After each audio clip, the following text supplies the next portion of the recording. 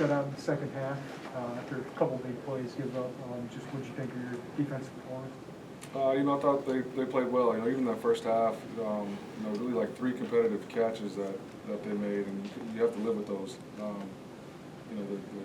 touchdown on Tony, he's in great shape. He turns, finds the football, goes up for it, and the guy just made the play. So I thought, as a staff and as a team, we did a good job of just not panicking in that moment. Went into halftime and explained sort of what was going on, and reinstilled my confidence in them to move forward. And it was a tight ball game. Knew that first drive coming out of halftime was going to be huge for us. Emphasized, needing to get a stop and get a stop early in that drive. The guys responded. Like I said, throughout these last 3-4 weeks, just the way they respond to adversity is special. I think they are maturing every week, and I've been saying we'll get better as the year goes, and those guys are doing that because they're preparing the right way. So I was pleased with the way they handled the adversity and the way they closed out the game. Kirby in that pass breakup, it felt like kind of a similar one in Purdue touchdown. Like how big of a difference was that? Like you just pulling the trigger. That's what you've heard me say it 1,000 times now. But he saw what he saw, right? The tailback motioned out. He saw the linebacker take him out. The quarterback looking at the tailback, so Kirby knew the ball's probably going to go that way. He's a rangy guy.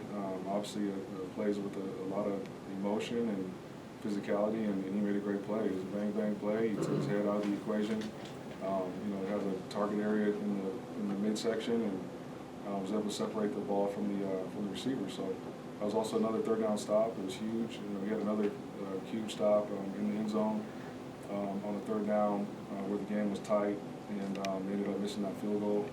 And that was another similar play to the Purdue play.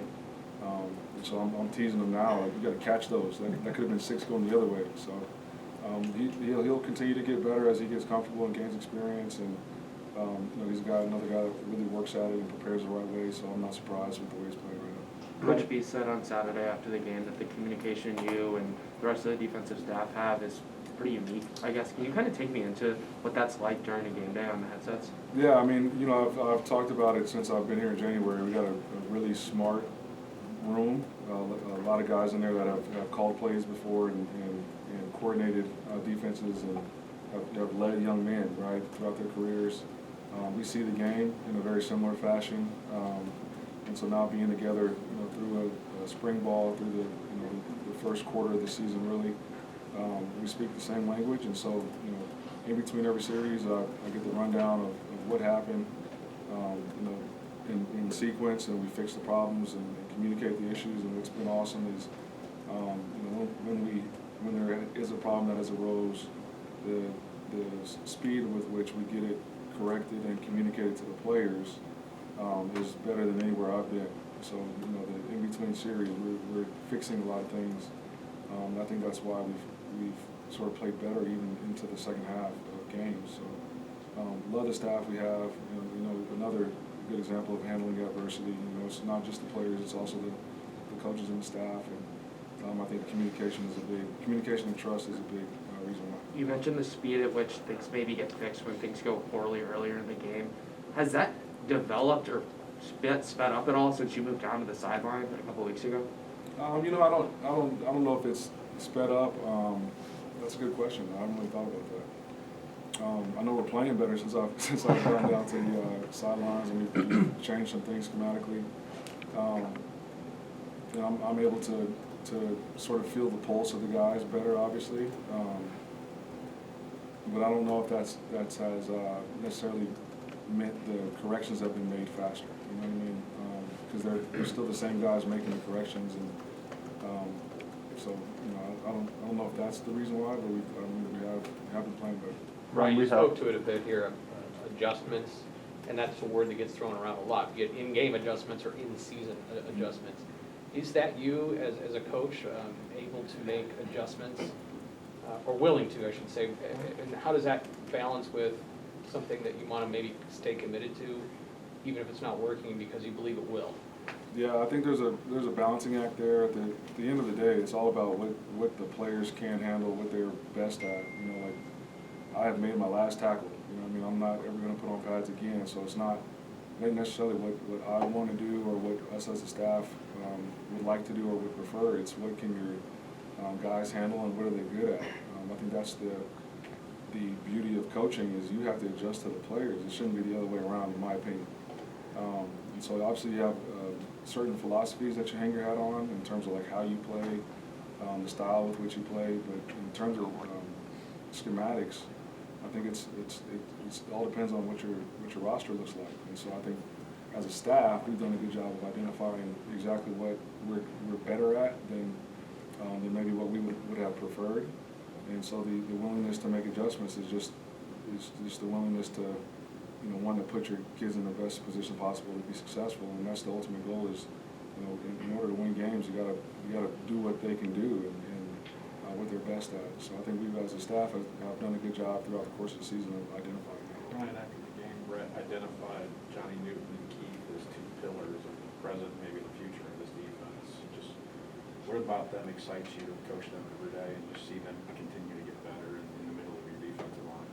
Yeah, well, I mean, they're God-given talent, right? Those are both really big guys that are light-footed and play extremely hard. They're both versatile. They can play multiple different techniques up front, and they're really good kids. You know, they work hard in practice. They're never on any lists, you know, any naughty lists throughout the week, and they're fun to be around. They do things the right way.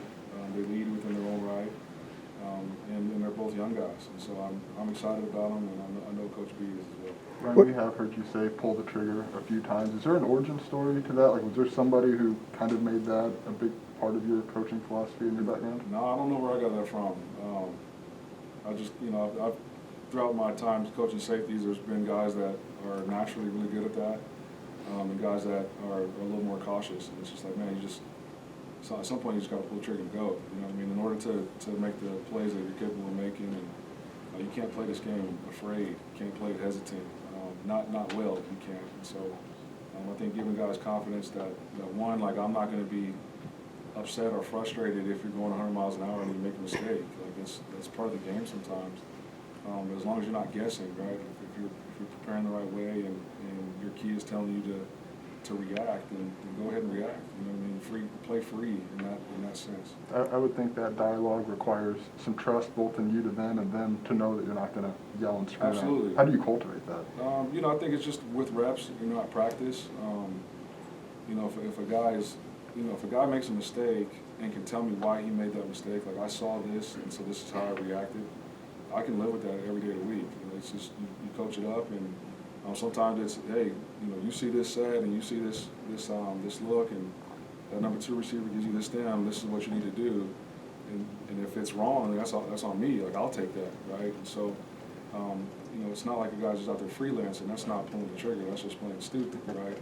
But the guys that are looking at the right things, are playing with proper technique, and are reacting quickly, I'm all for it. Like, I'd much rather slow you down than to try to speed you up. Coach, what have you seen on film out of the Wisconsin offense and some challenges they might provide for you? Yeah, I mean, you talk about what my vision of what a Big Ten offense was coming into this conference.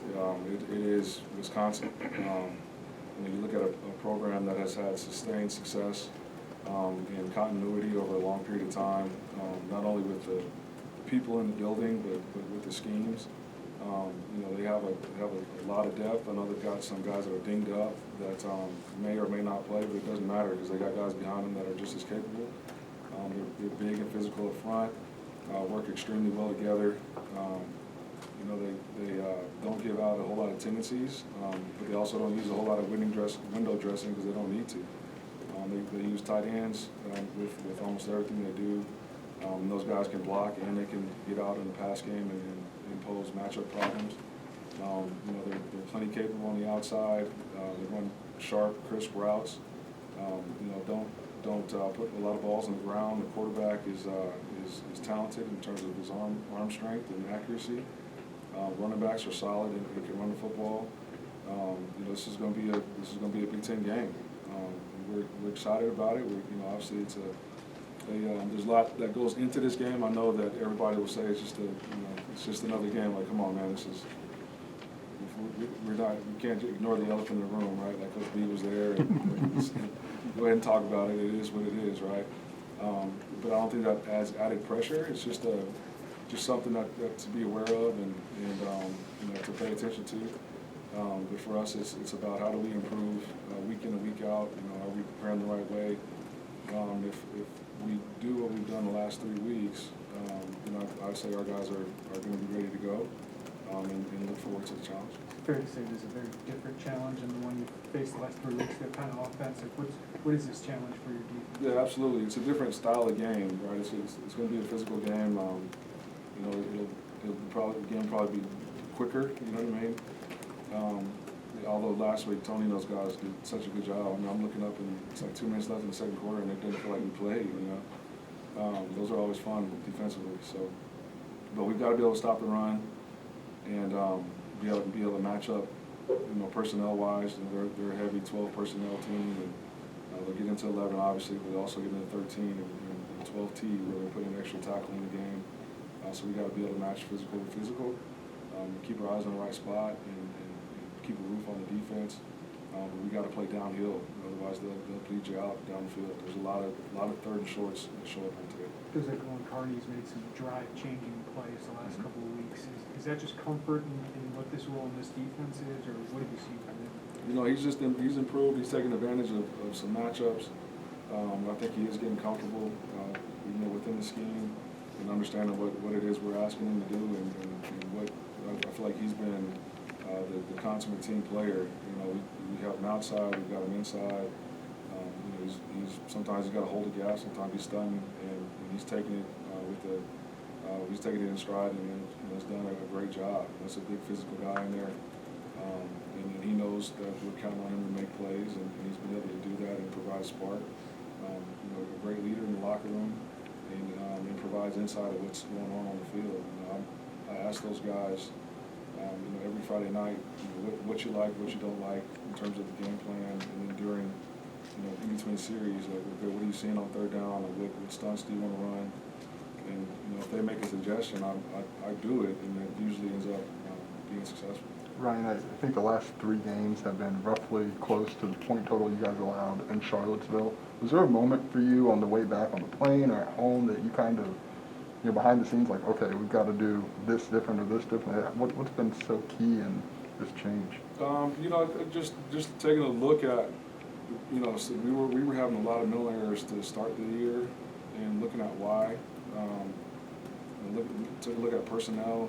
You know, when guys that are in the game, who's pretty productive, and then just kind of went from there. You know what I mean? And you know, we have been doing a lot of this stuff in the springtime, and a little bit in fall camp, and then just, you know, kind of went back to that, and you know, went out, and obviously against Maryland, I thought they played well, played hard, and just kind of grew from there, and we'll continue to grow. Like we're still in the infant stages of what we're doing defensively. What did you identify as the biggest reason why for those mental errors?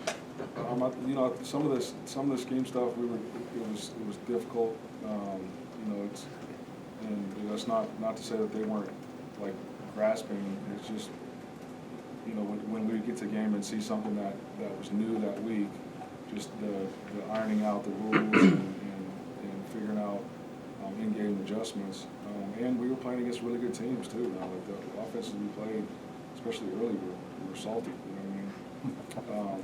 And so I just think a combination of being comfortable, both player and coach, and allowing those guys to play fast, and trying to keep it simple from a defensive perspective, but make it look complicated from an offensive perspective is something we were trying to get done, and we will try to continue to do so. Tackling's also been quite a bit better, more physicality. That seems like something that's difficult to positively impact from a coaching standpoint. What would you attribute that improvement to? The improvement in tackling, I alluded to this a couple weeks ago, is just guys being in better spots to have leverage on the football and to play top down. And when you're in a good position from a schematic standpoint or conceptually, then usually you'll be in a position to make a sound or physical tackle. you know, the physicality with which they're playing, that comes innately from who they are as individuals. You know, you can't, I don't know if you can teach a guy to be tough. I mean, tough, you can definitely enhance that, but the guy's either gonna be afraid to get hit in the mouth or not, you know what I mean? And so I think our guys naturally thrive off of the physicality of the game and seek it out rather than shy away from it. So it's just our job to put them in spots where they can go play that way. And so I think the last couple of weeks where the mental errors have gone down has allowed them to be in better positions to be who they are. And I think they're very fast and physical bunch. Coach, obviously Graham Mertz left the game, Jake Ferguson left the game. Does your preparation change at all, or how does your preparation maybe differ, not knowing who's going to be It your doesn't. quarterback? Like I said earlier, they, you know, because they've had a sustained success in that program, and the same, you know, scheme, offensively, defensively, that means they've also recruited to those schemes and have had success in the recruiting trails because of their sustained success. So they've got depth there, and so that's the advantage of being in a program like that, right? Is you are able to recruit to what your needs are and what you're doing from the philosophical standpoint. So you know, you saw that the two tight ends go down last week. Third tight end comes in and he makes a great play at the end of the game. He goes up, high points the football, gets tagged right in the end zone, and he comes down with it. And so it's like, yeah, it's next man up there. And it's, you know, he looks the same as the other two guys. He runs the same. He catches the ball the same as the same physicality along with the quarterback. The backup came in and he can spin it just like the starter could, and he was accurate with the football. So I don't think anything. There's no drop off because there's depth there. Coach, we talked a lot about how this is a big game for this Illini team, and especially for the defense. Is this kind of a defining game for the identity and the culture of the defense this season? No, I mean, it's obviously there's, because of the historical context of the game, or obviously Coach Bielema coached at Wisconsin. I think that's the only thing that's different. It's another Big Ten opponent. So that in and of itself is kind of added awareness. You just have to not pay attention to really, but be aware of sort of the story behind the game, right? And it's only really talked about because we have dialogue with the media, and it's an interesting story. It's a good story, right? If I'm sitting in your guys' chairs, I'm asking the same questions and trying to find out the same things. But in terms of where we are as a program, we're just trying to get better every week. We're trying to go 1-0 every week. Every game is its own season. That's kind of how you get into a routine in the day-to-day of trying to prepare to get better. There's just an added awareness because of the backstory. Last question. I know one-on-one matchups is becoming more and more important in the sport every year, but is there still a cliche among you guys in the profession that we can be good up the middle, everything else will take care of itself? I mean, the game, I don't think that'll ever change. If you're good where the ball starts, I think you'll be all right. If the game starts up front, it'll especially start up front this game because of the two styles of offenses, right? And so I think it'll be a challenge for us to match that physicality and try to. I don't think you're going to be able to stop this team from running the football, but to try to contain it and limit the amount of yak yards, I think will be huge for us. All right.